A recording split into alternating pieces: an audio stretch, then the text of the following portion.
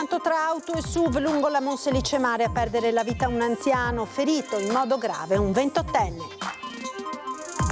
A Padova una banda di ragazzine stava seminando il panico con aggressioni in centro e in stazione. La polizia arresta le 2 minorenni più violente. Pistole con pallettoni di plastica, armi ad aria compressa e taser per difendersi dai ladri in casa. Sempre più trevigiani vanno ad acquistarle, scorte esaurite nei negozi specializzati, attese di settimane per chi le prenota. Tragedia sfiorata nella notte a Montegrotto Terme, incendio in un appartamento di edilizia popolare, 76enne intossicato e ustionato. Oltre all'accusa di strage per l'uccisione di 3 carabinieri a Casteldazzano, i 3 fratelli Ramponi sono stati denunciati per danneggiamento da parte di alcuni vicini. Frana provoca la caduta di massi e detriti sulla provinciale 10 ad Alano di Piave nel Bellunese, strada chiusa, tecnici al lavoro. Uno spettacolo teatrale per le scuole, una targa sulla panchina rossa nel giardino della provincia di Treviso per ricordare le vittime di violenza di genere. Il messaggio di Gino Cecchettin ai ragazzi: siate agenti del cambiamento.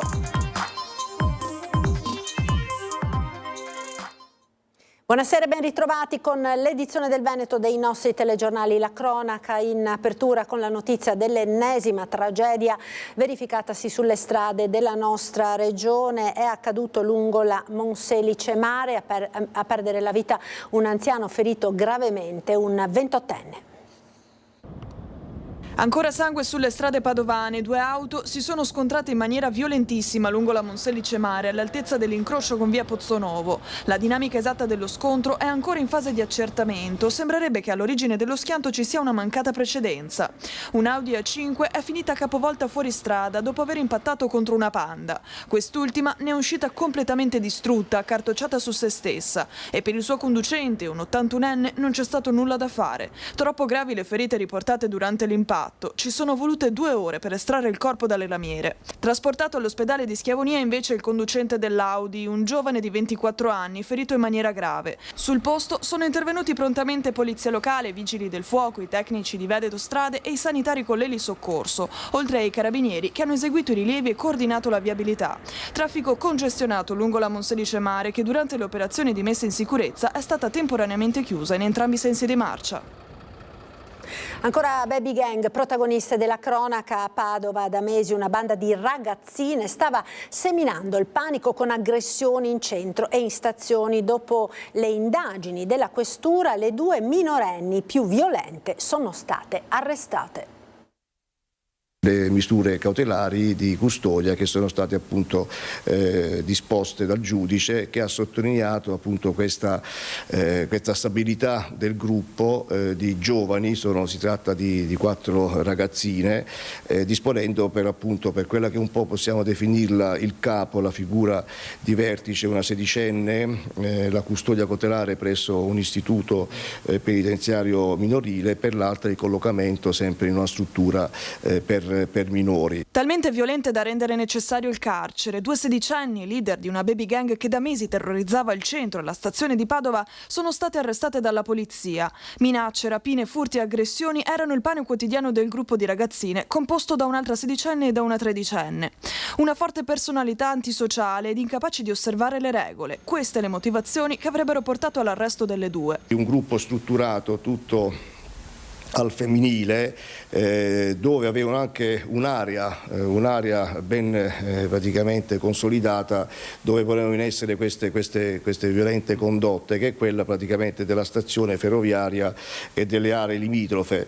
Addirittura fino anche ad arrivare a segnare nel centro storico cittadino delle scritte evidenti praticamente sui muri della città, dove si inneggiava, quindi a riprova di voler esercitare un controllo su una porzione di territorio, dove appunto si inneggiava la liberazione del fratello della ragazza appunto colpita dalla minore colpita dalla misura cautelare, anch'egli ripeto autore al maschile di tutta una serie di reati di questo genere. Nel loro curriculum l'aggressione ad un senzatetto anziano avvenuta in stazione a Padova lo scorso 25 agosto. Al disabile avevano anche rubato le stampelle.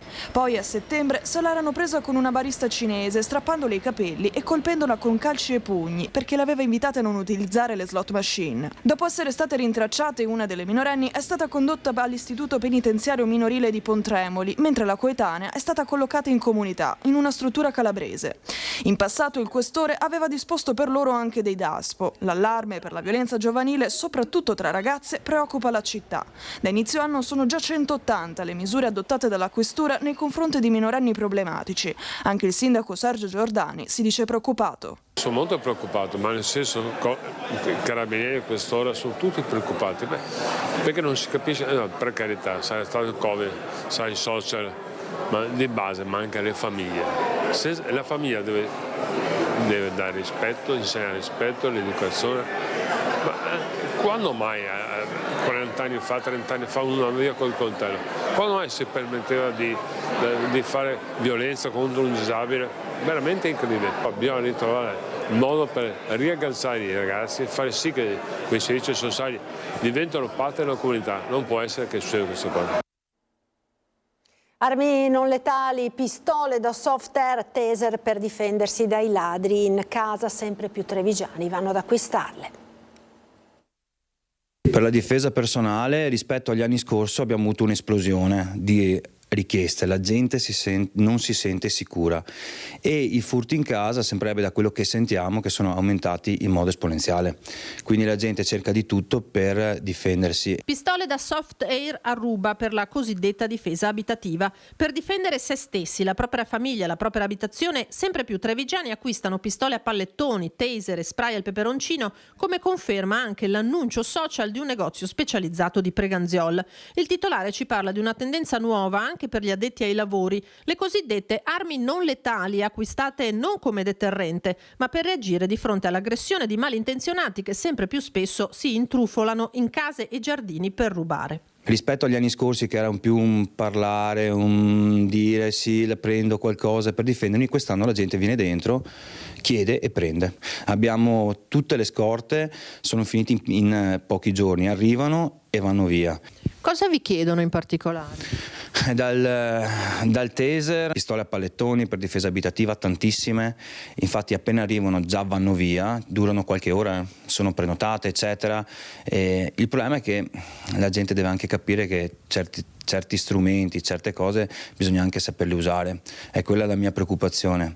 Si tende a spiegare tutto quello che si può, però diciamo che c'è proprio paura. Strumenti che nascono per difendersi dagli animali selvatici, ma che sempre più persone invece acquistano nell'eventualità di trovarsi a tu per tu con un delinquente, visto che i ladri non si fanno più spaventare dalla presenza in casa dei proprietari. Avete delle liste addirittura di prenotazione?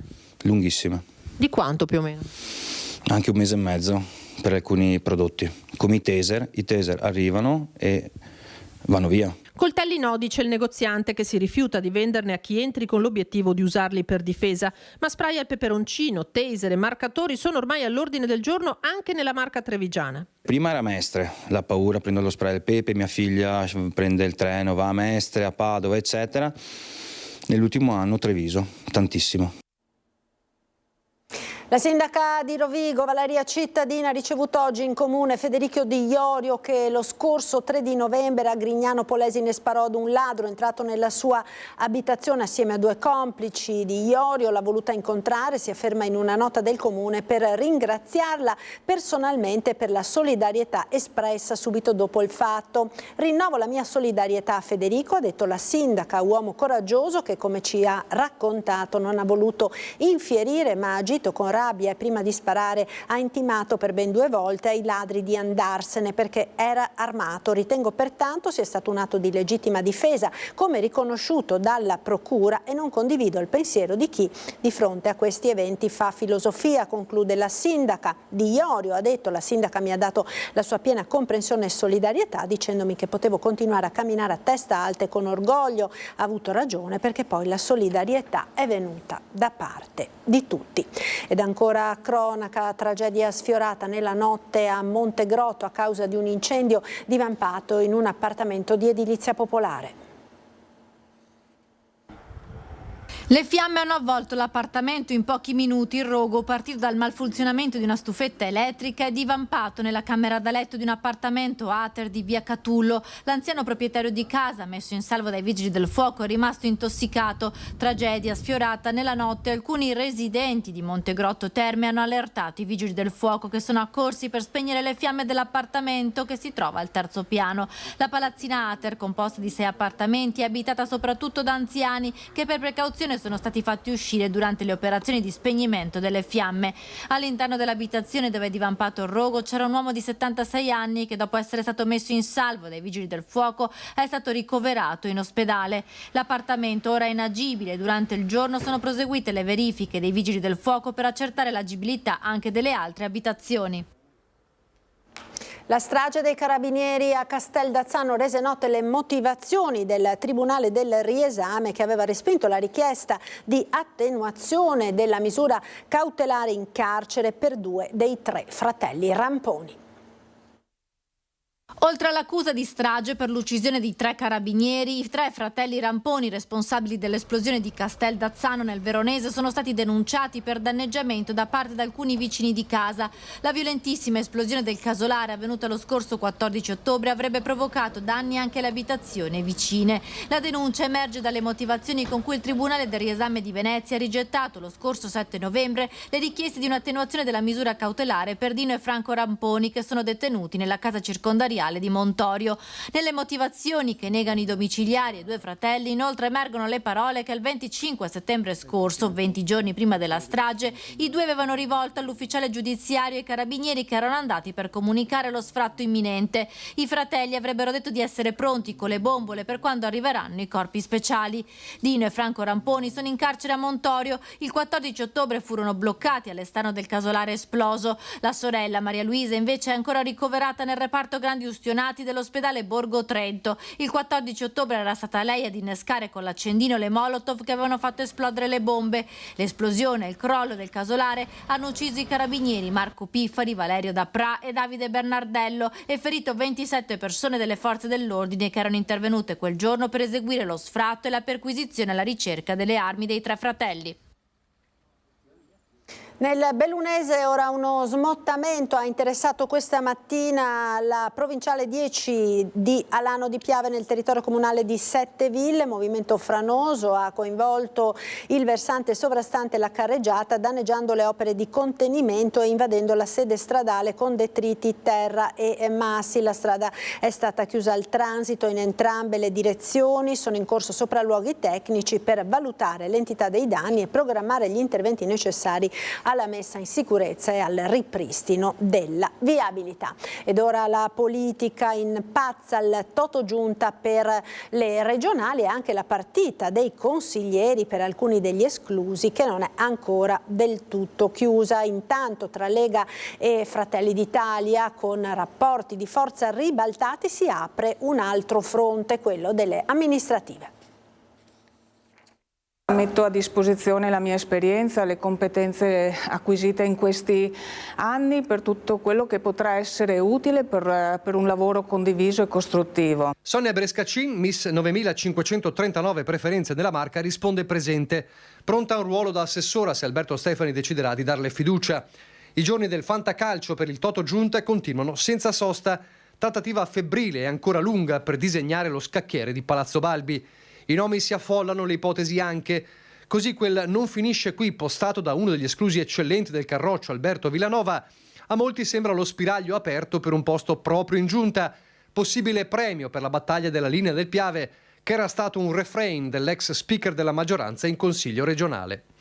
Un consiglio nel quale la Lega potrebbe sdoppiarsi in 2 liste, una del Carroccio e una a nome Stefani, e dove un altro grande escluso non dispera di rientrare. Io attenderei un po' l'esito della proclamazione e capire che cosa deciderà la Corte d'Appello di Venezia. Corte d'Appello o meno, sul piatto c'è comunque un nome che può aprire le porte, un nome da oltre 200.000 voti, quello di Luca Zaia.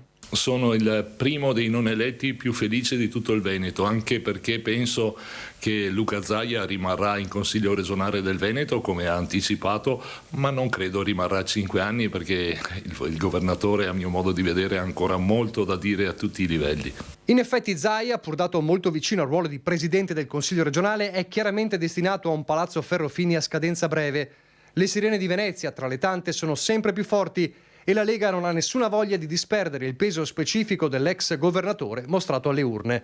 Un peso che per forza di cose sta indigesto a Fratelli d'Italia. Da Milano, il presidente della Camera Lorenzo Fontana, a chi gli chiede se anche la Lombardia a questo punto dovrebbe restare al carroccio, risponde: dopo il risultato in Veneto direi ancora di più.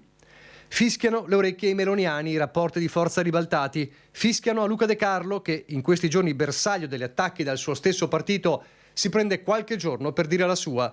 Ma il lapalissiano, come la Pax Stefaniana in regione, non avrà certo repliche in tutti i territori. A Castelfranco si vota fra 6 mesi, già ribolle la sfida interna. L'invito che faccio è il filone sul quale mi sto muovendo è quello di un centrodestra compatto. Ce l'hanno detto i cittadini in occasione di questa tornata elettorale, che se il centrodestra lavora compatto porta a casa il risultato. A Treviso poi le tensioni non si sono mai placate del tutto e se si fa notare al sindaco Mario Conte che in città i meloniani hanno conquistato l'unica sezione in quella via Roma, teatro dello scontro sul tema sicurezza, il primo cittadino risponde così. Io sono contento quando degli alleati gioiscono per un risultato elettorale, cioè vincere una sezione è certamente qualcosa di positivo, anche perché fanno parte della squadra di governo, è la sezione dove vive l'assessore Sernagiotto e quindi evidentemente l'assessore ha fatto un buon lavoro, ma di questo io non avevo alcun tipo di dubbi. In Veneto il centrosinistra ha raddoppiato i voti ed il PD ha eletto in regione più consiglieri di Fratelli d'Italia. Per il segretario Dem Martella un buon punto di partenza anche in vista delle comunali di Venezia dove Manildo ha battuto Stefani. Il Partito Democratico ha raddoppiato il numero dei consiglieri per questa legislatura, ha aumentato di parecchio i voti rispetto alle regionali del 2020 e la coalizione di centrosinistra raggiunge quasi un 30% che insomma fa essere il Partito Democratico e il centrosinistra un soggetto imprescindibile nella politica veneta. Come ha detto Giovanni Manildo, un elettore su 3 ha votato per noi ed è un punto di partenza importante, soprattutto in una sfida complicata come le elezioni del Veneto, una regione tradizionalmente votata al centrodestra. Un'elezione in cui tra l'altro era previsto una buona affermazione di Fratelli d'Italia, che invece, come eletti in Consiglio regionale, è stato superato dal Partito Democratico. Il Partito Democratico ha 9 consiglieri più il candidato presidente Giovanni Manildo, quindi siamo il primo partito all'opposizione, abbiamo più consiglieri di Fratelli d'Italia e siamo il perno di questa alleanza di centrosinistra che farà sentire la propria voce continuamente come ha fatto in questo periodo e la farà sentire nelle istituzioni ovviamente in tutto il territorio veneto. In questo senso i risultati di Venezia sono particolarmente significativi anche in vista delle elezioni di primavera, non solo perché confermano il PD primo partito del comune, da solo sfiora il 30%, ma anche perché il voto pare ridimensionare quell'effetto Zaia di cui si paventa occasionalmente la candidatura anche a sindaco di Venezia. Violenza nei confronti delle donne, ancora iniziative. A Treviso uno spettacolo teatrale per le scuole ed una targa posta sulla panchina rossa nel giardino della provincia.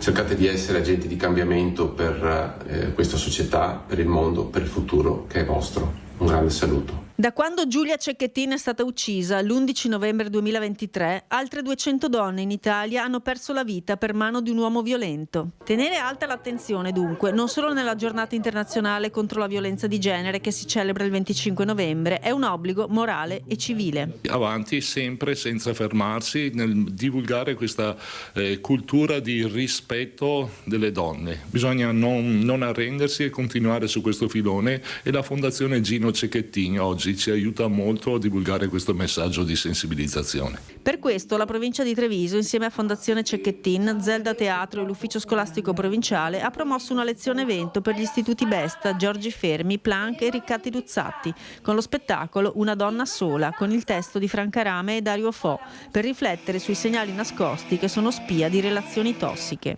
E poi ha posato una targa sulla panchina rossa inaugurata 2 anni fa nel giardino interno, per ricordare che l'amore non uccide mai e che gli adulti dovrebbero, anzi devono, dare il buon esempio. Ma occorre parlarne ogni giorno, a casa, a scuola, ed è importante anche il messaggio che lancia la società. È importante che il messaggio sia univoco, cioè il messaggio è quello che la donna va rispettata. Dobbiamo insistere con i nostri ragazzi perché la nostra cultura evolva verso una cultura del rispetto, dell'aiuto reciproco e nella consapevolezza che la società cresce solo se siamo rispettosi di chi ci sta accanto. Ed è tutto per questa edizione del Veneto dei nostri notiziari. Grazie per essere stati con noi. Vi ricordo come sempre subito dopo la sigla il nostro meteo con le previsioni del tempo sul nord-est. Buon proseguimento su Antenna 3.